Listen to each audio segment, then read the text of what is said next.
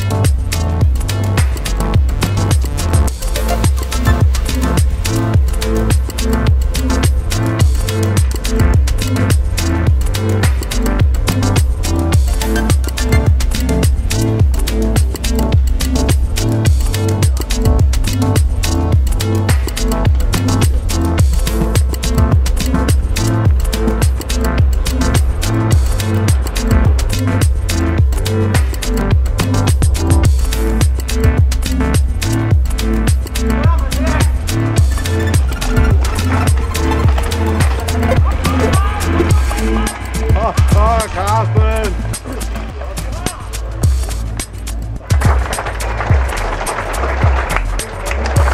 Jeg kan sige, at vi har været jorden rundt. Vi har kørt 55.524 kilometer. Fordelt på 3.966 omgange, kære venner. Det har I præsteret. Super!